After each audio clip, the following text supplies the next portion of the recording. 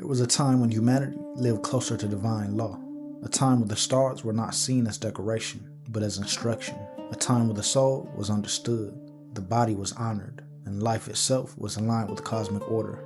But that memory was buried, covered beneath conquest, distortion, fear, and forgetting. We were taught to look outside of ourselves for the truth, while the ancient ones taught the truth was written within. The world you see today is not merely broken, it's disconnected.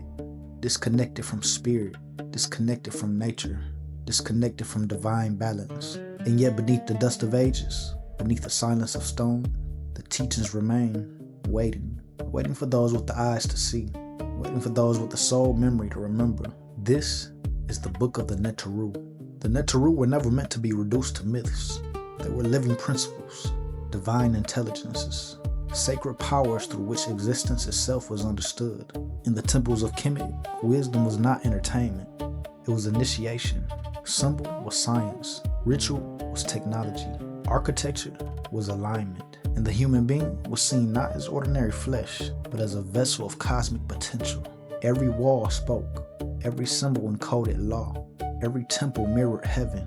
Those who entered these sacred spaces did not come merely to worship. They came to remember who they were, because beneath the names of gods and goddesses were teachings about consciousness, energy, truth, discipline, harmony, resurrection, and divine kingship. The ancients knew something modern humanity has forgotten. The soul must be trained, or chaos will rule the mind. Ra is not just the sun in the sky. Ra is illumination, a force that reveals, energizes, and gives life. Tahuti is not merely a figure of the past. Tahuti is divine intelligence, sacred thought, architecture of wisdom, power of sound, mathematics, and the written word. Aset is more than beauty. She is throne consciousness, intuition, divine feminine power, the force that restores what has been scattered. Asar is the mystery of death and resurrection, the eternal principle that teaches that what is divine cannot truly die, only transform. Aru is awakened vision, the disciplined will, the divine air rising to reclaim rightful order from chaos. In Mayat is the foundation beneath them all. Truth, balance, harmony, and right order. The Neteru were not only outside of humanity, they were mirrors for the powers within humanity. To study them was to study the divine anatomy of the soul. The wisdom that awakens humanity has always been feared by those who seek to control it.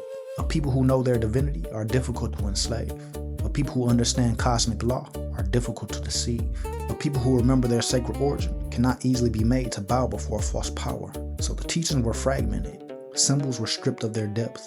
Sacred sciences were reduced to superstition. Initiation became mythology. Memory became silence.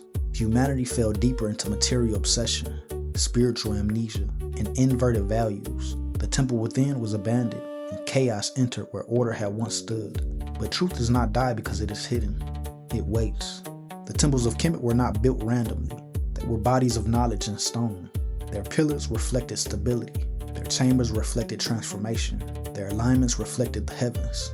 The ancients understood a great mystery. What is above is reflected below.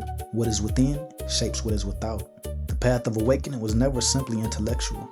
It was energetic, moral, spiritual, embodied. The serpent path, the rising force within the human vessel, was part of a deeper science of consciousness, a sacred ascent from fragmentation to alignment, from instinct to illumination, from sleep to sovereignty. The Jed stood not only as a symbol of Asar, but as a code of spiritual stability. Rise, but don't lose balance.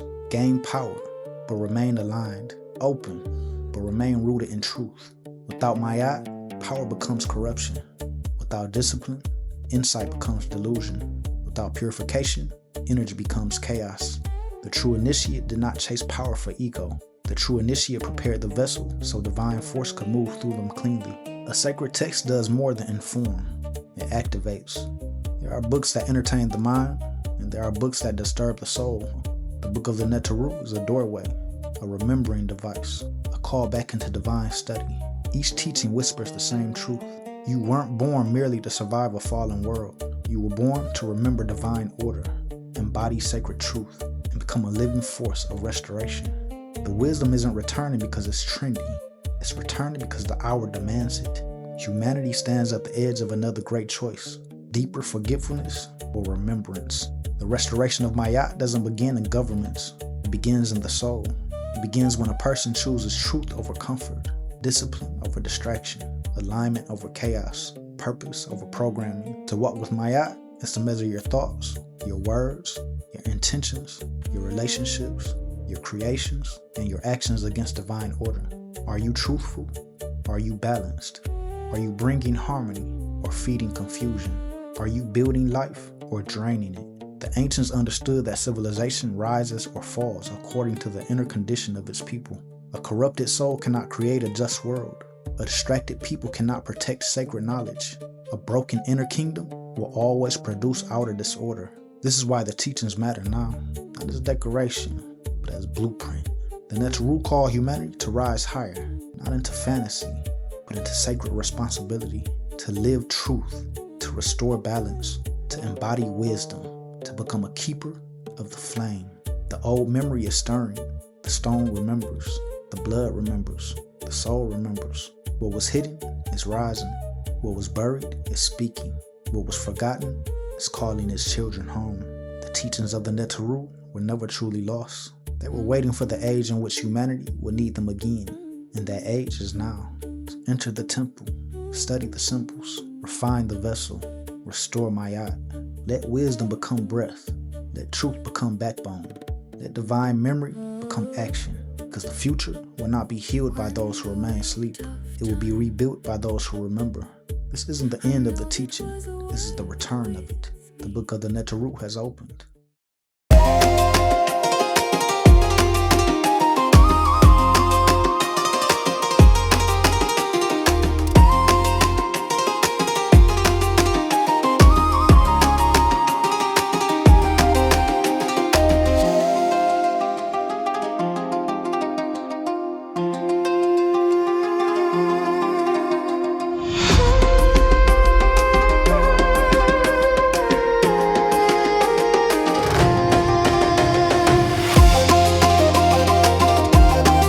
They told you your history began with chains, but what if it began with the stars?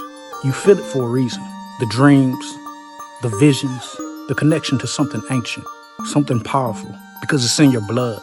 In 2014, I experienced Kundalini awakening. The divine energy coiled at the base of the spine, and I was able to see who I am beyond this third dimension. This process was gifted to humanity by the Anunnaki to awaken our dormant godlike potential. After I experienced this, I unlocked memories, gifts, and my divine mission here on Earth. This is why I wrote Anunnaki Bloodline Awakening. This is not just a book, it's a spiritual activation, a blueprint for starseeds and divine beings who came here on a mission. In this book, you'll learn about your cosmic bloodline, the stolen history of melanated people, the return of the Anunnaki, and how to unlock your supernatural DNA. They try to erase your origin, but the blood remembers, and the energy doesn't lie. Anunnaki Bloodline Awakening, available right now on Amazon. Claim your crown.